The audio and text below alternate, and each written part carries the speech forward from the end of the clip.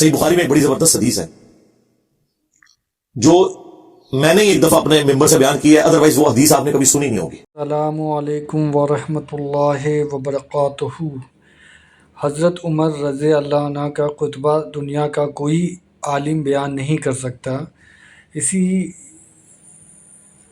چیز کے بارے میں انجینئر محمد علی مرزا نے بتایا ہے، اور ایک صحیح بخاری کی حدیث ہے جو کہ انہوں نے بتایا کہ یہ حدیث آپ نے سنی نہیں ہوگی، تو اس حدیث کے بارے میں اس بیان میں ساری چیزیں بتائی گئی ہیں، اور حضرت عمر رضی اللہ عنہ کا بھی اس میں واقعہ بیان کیا گیا ہے۔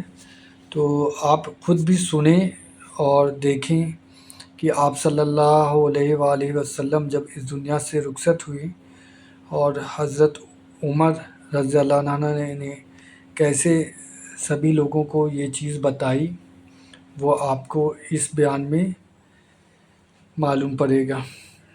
اللہ ہم سب کو صحیح راستے پہ چلنے کی توفیق عطا فرمائے، آمین ثم آمین۔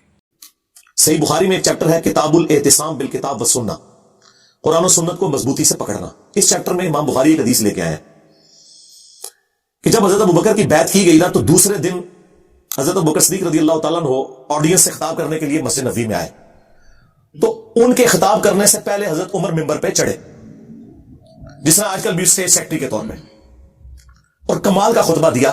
2 جملوں کا خطبہ ہے، وہ بخاری میں آیا، لیکن مولوی نہیں آپ کو بتائے گا۔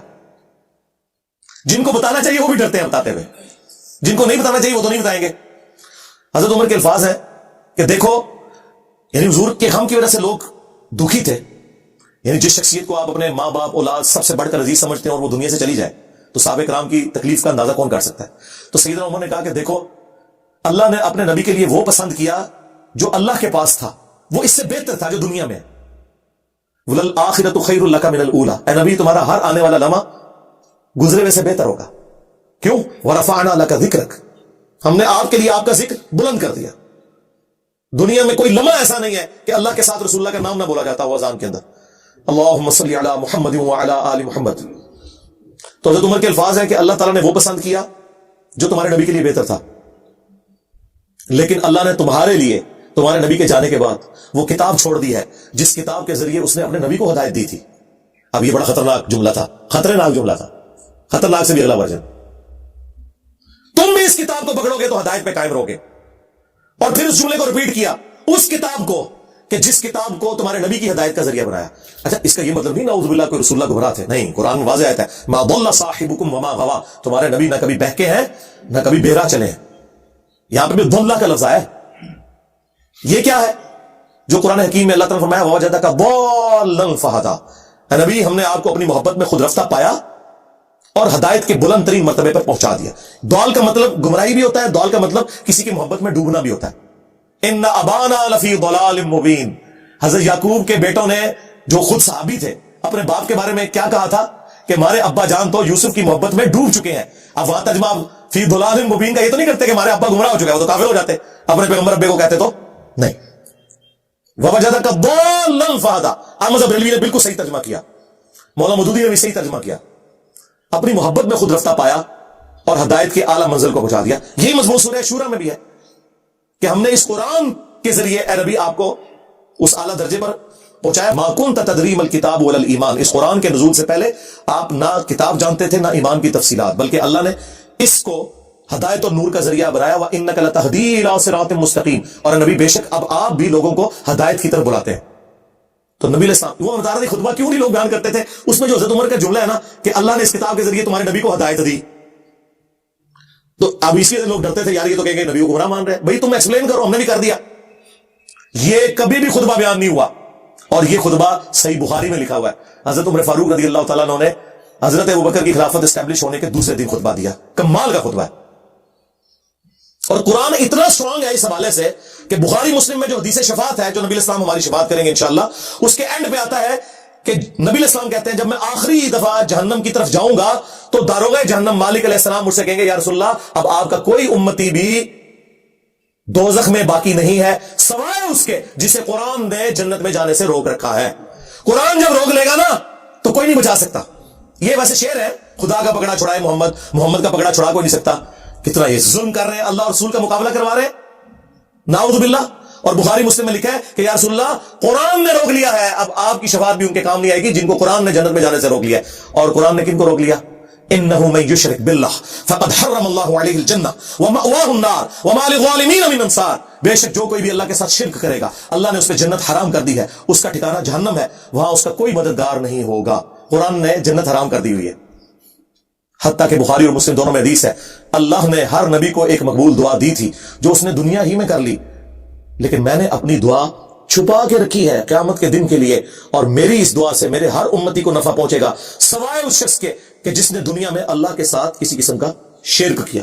شرک is the most sensitive issue in the sight of Allah. اور شرک اور نماز یہ دو سینسٹیو ٹاپکس ہیں. قرآن کی توہین وہی لوگ کر رہے ہیں اصل میں جو قرآن پڑھنے سے روک رہے ہیں, جس کی وجہ سے شرک پھیل رہا ہے, اور نماز سے کوسوں دور ہے کیونکہ انہوں نے قرآن تو پڑھا نہیں, انہیں پتا کیسے چلے کہ قرآن کا مسلمان اور ہے اور پاکستان کا مسلمان اور. ہاں, مرنے سے پہلے اے مسلمان کر لے اس پہ غور, قرآن کا مسلمان اور ہے, پاکستان کا مسلمان اور. قرآن کا مسلمان یہ ہے وَأَقِيمُوا الصَّلَاةَ وَلَا تَكُونُوا مِنَ الْمُشْرِكِينَ, سورہ روم آیت نمبر 31. دیکھنا نماز کو قائم کرنا, مشرک نہ ہو جانا. اور صحیح مسلم کی حدیث کے بندے کے کفر اور ایمان, شرک اور اسلام کے درمیان فرق نماز ہے. باقی اس پہ تو کافی بولا جا سکتا ہے, میری کئی ایک ویڈیوز ہیں وہ آپ دیکھ سکتے ہیں. اس حوالے سے میں نے یہ موقع غنیمت جانا کہ میں مسلمانوں کے دماغ کے اوپر سٹرائک کروں کہ خدا کے لیے قرآن کو جو آگ لگی اس پہ جو آپ سیکھ پاؤ رہے ہیں, سب سے بڑے تو دشمن آپ لوگ ہیں جو جزدان میں قرآن کو لپیٹ کے, اور دیکھیں جو مہنگے والے قرآن ہوتے ہیں نا ترجمے والے, ان کے اوپر غلاف بھی چڑھا ہوتا ہے تاکہ تصور سے کہ میں اس کو اتنی دفعہ یوں کروں کھولے ہی نہ, ادھر ہی پڑھا رہے. بلکہ میں نے تو ریکویسٹ کی ہے کہ پاکستان کے آئین میں جہاں یہ چیز شامل ہے کہ پاکستان میں قرآن غلطیوں سے پاک پرنٹ کیا جائے گا, یہ بہت بڑا جرم ہے. اس لیے قرآن کے اینڈ پہ لکھا ہوتا ہے کہ اگر کوئی غلطی دیکھے تو واپس بھیجیں, ہم آپ کو نیا نسخہ دیں گے. پاکستان کے آئین میں یہ چیز بھی داخل کی جائے کہ بغیر ترجمے کے قرآن چھاپنا حرام ہو. یعنی پاکستان کے قانون میں, وہ شرعی طور پہ حرام نہیں لفظ استعمال کر رہا ہے, چلے جرم کہہ لیں. بھئی پاکستان میں کیا تک بنتا ہے جہاں 99.99% لوگ عربی نہیں جانتے ہیں, وہاں عربی والے قرآن صرف پرنٹ کرنا کتنا بڑا ظلم ہے. مولانا مودودی رحمہ اللہ کا ترجمہ پرنٹ کیا ہے ترجمان القرآن والوں نے, بڑا زبردست ہے. ویسے تو آپ دیکھتے ہیں نا اوپر عربی نیچے اردو, انہوں نے پتا کیا کیا ہے, ایک صفحہ پورے کا پورا عربی اور اس کے سامنے والا صفحہ اردو. اگر صرف کسی نے اردو بھی پڑھنا ہے وہ پڑھتا ہے. اچھا لوگوں کو یہ فکر پڑ جاتی ہے یار اردو والا پڑھیں گے تو ثواب نہیں ہوگا کیونکہ 10 نیکیاں نہیں ملیں گی. سرکار تہاڈا ایک اردو دا صفحہ تہاڈی آنے والی نسلوں میں اور گزرے ہوئے بزرگوں کے ہزاروں قرآن پڑھنے سے بہتر ہے جو آپ کو کم از کم شرک سے بچا کے توحید کے اوپر لے آئے گا. دیکھیں نا, اگر توحید ہی نہ ملی تو قرآن ختم کرنے کا کیا فائدہ ہویا؟ جو قرآن ختم کر کے بھی تو پھر دعا کہنا جی یا رسول اللہ انظر حالنا, یا شیخ عبد القادر جیلانی شیئا للہ. قرآن کے لیے پڑھ کے دعا ہو رہی ہے اور بیچ میں یہ نہیں کر رہا ہے, تو کیا کرے تو قرآن چو. تو خدا کے لیے قرآن ترجمے والا گھر میں بھی کم از کم آپ لوگ تو کریں نا جی. سارے مسلمان اپنے گھروں میں وہ ترجمہ رکھیں جو زبان آپ سمجھتے ہیں, اس کے بغیر آپ صرف عربی والا قرآن نہ رکھیں. اور آج تو ماشاءاللہ جتنی میجر لینگویجز ہیں ان کے اندر قرآن پرنٹ ہو چکے ہیں. سعودی عرب کی گورنمنٹ اس حوالے سے بہت بڑا کام کر رہی ہے. جتنے حاجی جاتے ہیں نا, پہلے تو وہ عمرے والوں کو بھی دیتے تھے لیکن پھر ریسورسز کی وجہ سے ایشو ہوا تو اب صرف حاجیوں کو دیتے ہیں. جو پاکستان انڈیا بنگلہ دیش کے ہیں ان کو اردو زبان میں, انڈونیشین ہے تو ان کو انڈونیشین زبان میں, انگلش جاننے والے ہیں ان کو انگلش والا, وہ واپسی پہ ایئرپورٹ پہ وہ ایک فری کاپی دیتے ہیں. میں 2007 میں گیا تھا, مجھے بھی ایک کاپی ملی, میری وائف کو بھی ملی تھی. تو اس حوالے سے وہ بہت کام کر رہے ہیں. چلیں حاج عمرے پہ کوئی نہیں بھی جاتا, یہاں تو یار اپنے گھروں میں تو کم از کم آپ کوشش کریں کہ آپ ترجمے والے قرآن رکھیں. صلوا علی محمد وآل محمد, اللهم صل علی محمد وعلى آل محمد واصحاب محمد وازواج محمد وامة محمد اجمعین الی یوم الدین, آمین.